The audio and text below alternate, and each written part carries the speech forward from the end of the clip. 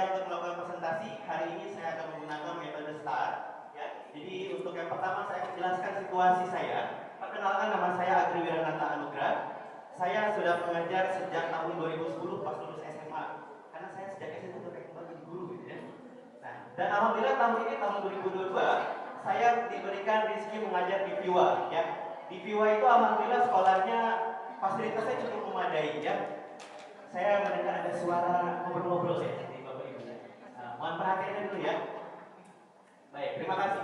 Nah, meskipun demikian, masih terdapat beberapa masalah dari peserta didik saya. Dan ini harus segera diatasi ya. Seperti masalah literasi, motivasi, retensi, dan juga sikap ramah digital.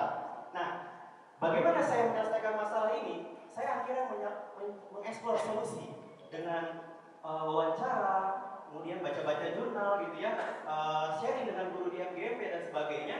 Nah, semuanya muara jawabannya selalu kepada filosofi yang disampaikan oleh Ki Hajar Dewantara tentang kodrat manusia.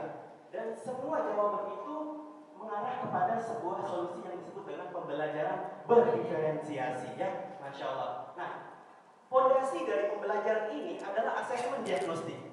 Maka asesmen ini harus serius ya, dan harus dilakukan secara menyeluruh. Maka saya harus kerjasama dengan pihak yang memang ahli di bidangnya, yaitu tim BK gitu ya, seperti Bu Asri tadi. Nah, dari hasil asesmen menyeluruh itu saya dapatkan beberapa data seperti misalnya di kelas yang saya ampu, kebetulan ternyata persentase gaya belajar mereka mayoritas adalah visual ya. Gaya belajar yang lainnya masih suka muncul, cuma persentasenya sedikit gitu ya. Nah, ini menggunakan asesmen dari kuesioner FAQ ya, faklearn.com gitu ya, di situ ada.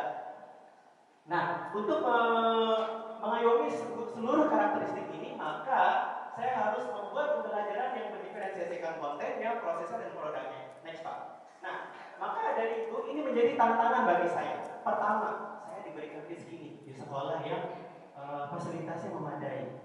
Tapi itu tidak akan menjadikan saya menjadi guru yang hebat kalau memang saya bukan guru yang hebat. Maka saya harus menantang diri saya harus menjadi guru yang inovatif.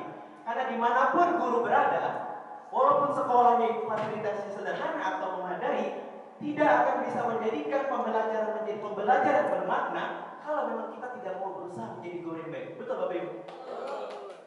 Bukan enggak? Jangan ragu-ragu. Nah, itu yang pertama. Yang kedua, bagaimana saya bisa menjadi guru yang inspiratif seperti tema acara pada hari ini. Nah, untuk menyelesaikan masalah-masalah ini, maka pembelajaran saya harus pembelajaran abad 21. Kemudian, bagaimana menuntun siswa untuk melakukan kegiatan diferensiasi? Maka saya harus membuat LKPD yang interaktif. Alhamdulillah LKPD saya bisa diedit secara bersamaan karena berbasis digital. Bisa menimbulkan kegiatan yang kolaboratif seperti itu. Nah, karena menurut saya pembelajaran itu bukan ketika guru datang mengajar lalu siswa mendengarkan guru, tapi bagaimana guru bisa memastikan bahwa seluruh peserta didik melakukan kegiatan pembelajaran secara mandiri. Itu yang saya pahami. Next Pak. Nah, untuk mewujudkan tentang itu, alhamdulillah pada aksi yang saya lakukan, saya menerapkan study cycle, melakukan teknik SP3 untuk meningkatkan kemampuan literasinya, kemudian asesmen diagnostik ya. Dan selain dari BK saya pun melakukan dengan mengecek keadaan di kelas, yang melakukan triangulasi data berdasarkan data dari BK dan yang saya lihat di kelas. Kemudian kognitifnya saya menggunakan aplikasi Flickrs. Jadi kadang-kadang Bapak Ibu, asesmen kita itu tidak tepat karena anak-anak itu tegang.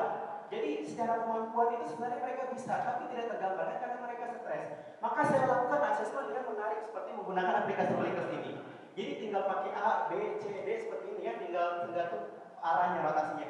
Mereka cukup mengangkat begini, maka jawaban mereka langsung muncul. Nah ini seru Bu, jadi kayak apa tuh yang dulu kuis kayak 100 itu Bu ya. Nah kayak gitu loh model-modelnya. Kemudian nanti hasilnya pun langsung terintegrasi ke Alma. Alma ini bisa langsung live dilihat oleh peserta didik dan orang tuanya bahkan ya. Jadi kolaborasinya nggak cuma di kelas tapi di luar kelas juga termasuk. Lalu hasil dari asesmen ini saya bentuklah kelompok yang heterogen dan kelompok ini saya minta mereka untuk memberikan nama sesuai dengan tema kebangsaan agar profil Pancasilanya dapat gitu ya. Nah kemudian kontennya, sumber belajarnya berbagai macam seperti itu di sini. Karena dengan teknologi kegiatan diferensiasi itu bisa lebih maksimal karena di dalam semua konten ada untuk memfasilitasi karakteristik peserta didik kita. Nah, yang uniknya ada VR Box ya. VR Box ini adalah teknologi terkini. Nah, seperti yang saya lihat di sini, ini mungkin kelihatannya kayak mahal gitu ya. Padahal saya beli cuma 20 ribuan Bu di Tokopedia atau di Shopee. Jadi kalau Bapak Ibu mau pakai silahkan ya. Mau pinjam juga boleh. Nanti dari panitia ya. Kemudian karyanya pun diferensiasi ya. Alhamdulillah di video saya ada yang menampilkannya dalam bentuk drama, ada yang dalam bentuk poster, presentasi. Bahasanya juga sama. Ada bahkan santri yang presentasi pakai bahasa Inggris. Karena yang kita harus ayomi itu tak cuma yang low, tapi yang high sipur pun harus kita maksimalkan potensinya sampai setinggi mungkin. Asesmen terakhir pun sama. Ada yang bentuknya kuisis, jadi kayak main game. Tapi anak-anak yang maunya tenang juga saya sediakan Google Form supaya bisa lebih tenang medianya. Nah, semua ini bisa terjadi, anak-anak bisa senang karena saya mengajak siswanya untuk terus serta menyusun KPM yang saya susun, dan juga saya ajak untuk melakukan refleksi agar kegiatan selanjutnya bisa lebih baik. Next Pak. Alhamdulillah dampaknya hasil belajar meningkat, masalah-masalah tadi terselesaikan, dan salah satunya adalah dengan saya berdiri di sini. Ini tantangan saya tadi, saya ingin menjadi guru inspiratif. Mudah-mudahan saya berdiri di sini, saya bisa memberikan inspirasi kepada Bapak Ibu semua ya. Jadi Bapak Ibu kalau mau mendapatkan inspirasi lainnya, boleh lihat di channel saya ya, di ENA Edukasi. Terima kasih. Kurang lebihnya mohon maaf. Assalamualaikum warahmatullahi wabarakatuh.